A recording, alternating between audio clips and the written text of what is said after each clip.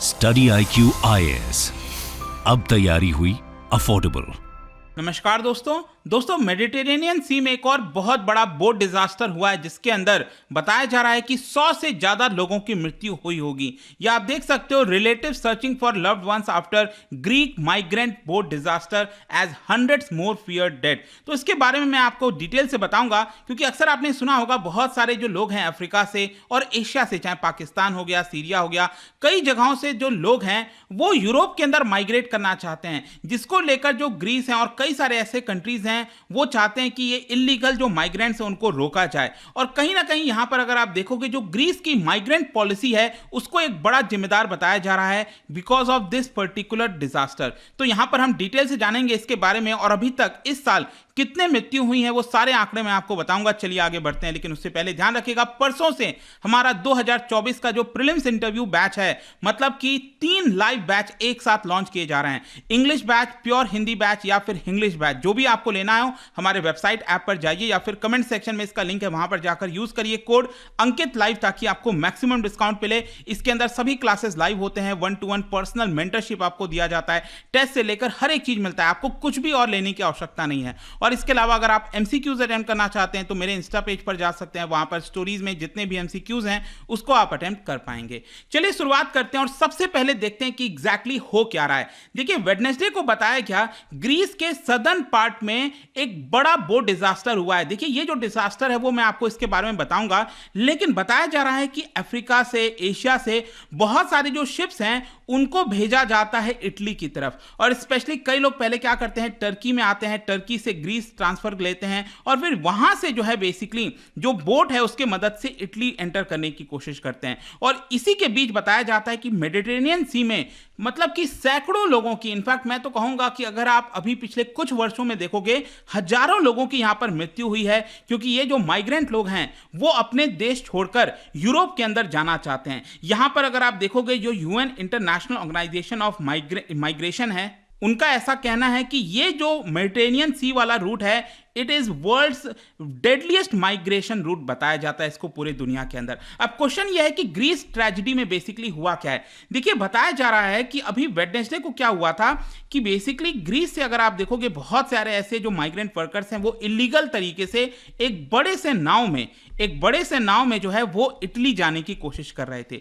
और इसी बीच यहां पर अगर आप देखोगे, ग्रीस, इसकी कैपिटल यहां पर एथेंस आपको देखने को मिलेगी, और यहीं पर एक पेनिनसुला है जिसका नाम है पेलोपोनीज पेनिनसुला। ठीक है, पेलोपोनीज पेनिनसुला बेसिकली ये वाला है, ये जो आप देख रहे हो। तो यहां से लगभग बताया जा रहा है लगभग 75 किलोमीटर सदर्न साइड में, यहां पर साउथ वेस्ट साइड में 75 किलोमीटर दूरी पर ये जो बोट है, एक बड़ा सा जो बोट था जिसमें सैकड़ों लोग जा रहे थे, इटली की तरफ जाना चाहते थे, उनकी जो नाव है वो यहां पर डूब गई। और इसकी वजह से अभी तक लगभग 79 डेड बॉडीज यहां पर मिल चुकी हैं, 104 लोगों को रेस्क्यू किया गया है, लेकिन अभी भी बताया जा रहा है कि बहुत से ऐसे लोग होंगे। देखिए, क्या है ना कि ये इलीगल बोट्स होते हैं, यहां पर इलीगल तरीके से जाया जाता है, जिसकी वजह से एग्जैक्ट नंबर पता नहीं चल पाता, लेकिन सोर्सेज के माध्यम से यही खबर है कि अभी भी सैकड़ों लोग उसके अंदर होंगे, जिसकी वजह से ये नाव डूबने से ये इस साल का अभी तक का सबसे डेडलीस्ट जो डिजास्टर है वो आप कह सकते हो, ये हमें यहां पर देखने को मिल रहा है। और इसी के बाद से जो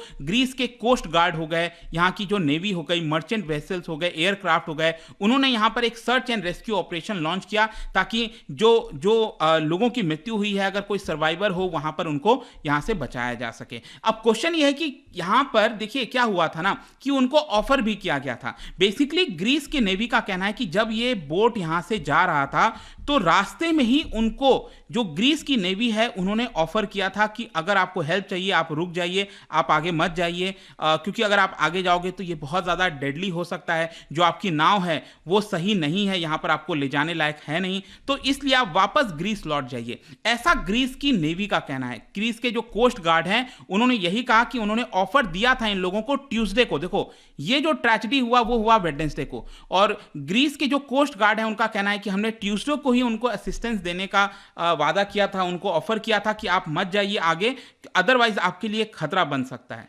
लेकिन अगेन यहाँ पर जो कोस्ट गार्ड है ग्रीस का, उन्होंने ये कहा कि जो शिप का कैप्टन था, मतलब कि जो भी ये शिप ले जा रहा होगा, जो इलीगल शिप होगा, उसने कहा कि नहीं, हम तो यहाँ पर इटली जाएंगे ही जाएंगे। तो यहाँ पर आपके मन में एक और क्वेश्चन आ रहा होगा कि आखिरकार ये इटली क्यों जाना चाहते थे।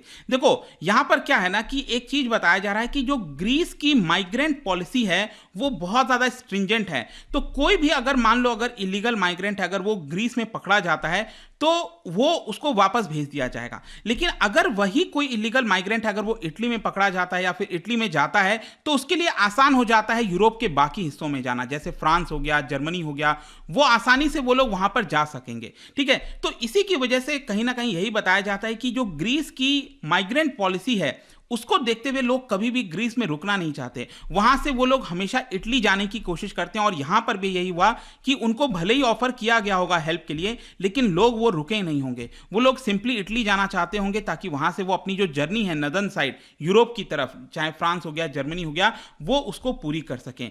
इनफैक्ट मैं आपको एक और चीज बताता हूं, यहां पर एक्टिविस्ट के द्वारा एक नेटवर्क चलाया जाता है जिसका नाम है alarm phone. Alarm phone basically एक डिस्ट्रेस हॉटलाइन है, मतलब कि जो भी माइग्रेंट लोग हैं जो जा रहे हैं, अगर वो आपदा में आ जाते हैं, फंस जाते हैं, तो वो तुरंत यहाँ पर कांटेक्ट करते हैं अलार्म फोन के माध्यम से। और यहाँ पर जो एक्टिविस्ट हैं उनका कहना है कि देखिए हम यहाँ पर जो माइग्रेंट लोग थे उनके साथ कांटेक्ट में थे और उन्होंने हेल्प की मदद भी मांगी थी। तो ये लोग आरोप लगा रहे हैं कि यहाँ पर ग्रीस के द्वारा हेल्प नहीं किया गया था, लेकिन ग्रीस का कहना है कि नहीं, हमने यहाँ पर उनको हेल्प किया था। अब क्वेश्चन ये है कि ग्रीस की माइग्रेशन पॉलिसी है क्या, मतलब कि आखिरकार क्यों ये इतना जो है इसको इतना खतरनाक बताया जाता है। देखो क्या है ना कि ज्यादातर माइग्रेंट, जैसा मैंने आपको बोला, वो ग्रीस जाते हैं फ्रॉम टर्की। अब देखो टर्की से ये कैसे जाते होंगे, टर्की से बताया जाता है कि ज्यादातर ये कोई छोटे मोटे बोट से ये पहुंचते हैं ग्रीस के किसी आइलैंड के ऊपर, यहां पर किसी आइलैंड के ऊपर ये पहुंच जाते होंगे। या फिर एक और रास्ता है, अगर आप देखोगे ये पार्ट ये टर्की का है, ये इस्तांबुल आपको पता होगा, ये छोटा सा पार्ट ये टर्की का है जो कि यूरोप के अंदर आता है। तो यहां पर अगर आप बॉर्डर देख रहे हो ना, ग्रीस और टर्की का ये जो बॉर्डर आप देखोगे, इनफैक्ट राइट साइड में भी आप देख सकते हो, यहां पर इस बॉर्डर पर एक रिवर बहती है जिसका नाम है एवरोस रिवर। ठीक है, एवरोस रिवर बहती है, तो ये रिवर क्रॉस करके भी कई लोग ग्रीस में एंटर कर जाते हैं। लेकिन रीसेंट टाइम्स में बताया गया है कि ग्रीस ने बहुत ज़्यादा सख्ती दिखाई है और यहाँ पर पेट्रोलिंग वगैरह बढ़ा दिया है बॉर्डर के ऊपर, और बेसिकली क्या है कि बॉर्डर फेंस वहाँ पर लगा दिए हैं एवरोस रिवर पर, जिसकी वजह से बहुत से लोग इसको जो है क्रॉस नहीं कर पाते हैं। और इसके साथ साथ जो ग्रीस है वो कई सारे यहाँ पर एलिगेशंस झेलती है, मतलब कि माइग्रेंट्स जो लोग हैं, ह्यूमन राइट एक्टिविस्ट हो गए, टर्की के जो ऑफिशियल्स हो गए, उन्होंने बेसिकली आरोप लगाया है ग्रीस के ऊपर कि ग्रीस जानबूझकर ये जो इलीगल माइग्रेंट्स हैं उनको पुश करता है और वापस टर्की की तरफ भेज देता है। मतलब एक प्रकार से आई होप कि आप समझ पा रहे होंगे कि लगातार जो हैं जितने भी लोग हैं वो ग्रीस के ऊपर यही आरोप लगाते हैं कि आपकी माइग्रेशन पॉलिसी जो है वो सही नहीं है, आप ह्यूमैनिटेरियन जो चीज है उसको नहीं देखते हो। मतलब कि ज्यादातर लोगों का कहना है कि अगर कोई माइग्रेंट वर्कर है, कोई भी है, अगर वो वहां पर आना चाहता है, वहां से जाना चाहता है, तो आपको उसको अलाउ करना चाहिए। लेकिन ग्रीस का कहना है कि नहीं, देखिए हम ये इलीगल चीजें हैं उसको अलाउ नहीं कर सकते। और इसी की वजह से क्या हुआ है कि अभी ये जो हादसा हुआ है जिसमें 100 से ज्यादा लोगों की मृत्यु हुई है, इसमें यहां पर जो अलार्म फोन, ये जो एक्टिविस्ट के द्वारा चलाया जाता है, उनका यही कहना है कि अगर ग्रीस की माइग्रेशन पॉलिसी इतनी स्ट्रिंजेंट नहीं होती तो यहां पर क्या है कि जो नाव डूबा है वो लोग हेल्प लेते ग्रीस के नेवी से, ग्रीस के कोस्ट गार्ड से, और वो लोग यहां पर बच सकते थे। लेकिन क्योंकि ग्रीस की पॉलिसी इतनी ज्यादा स्ट्रिंजेंट है, इसकी वजह से उन्होंने यहां पर हेल्प नहीं ली होगी। और इसके साथ साथ अलार्म फोन का जो एक्टिविस्ट के द्वारा चलाया जाता है, उन्होंने एक और चीज कहा है कि देखिए यूरोप के बाकी जो देश है ना, वो एक प्रकार से ग्रीस को एक शील्ड की तरह रखे हुए हैं। मतलब कि देखो यहां पर वो लोग बड़ी बड़ी बातें करते हैं ह्यूमैनिटेरियन असिस्टेंस की, लेकिन अल्टीमेटली वो लोग आरोप लगाते हैं सिर्फ ग्रीस के ऊपर कि ग्रीस की पॉलिसी अच्छी नहीं है। लेकिन ग्रीस यहां पर माइग्रेंट लोगों को रोकता है, इसकी वजह से बहुत से लोग यूरोप की जर्नी नहीं कर पाते, यूरोप नहीं जा पाते। तो वो लोग इस तरह के आरोप लगाते हैं।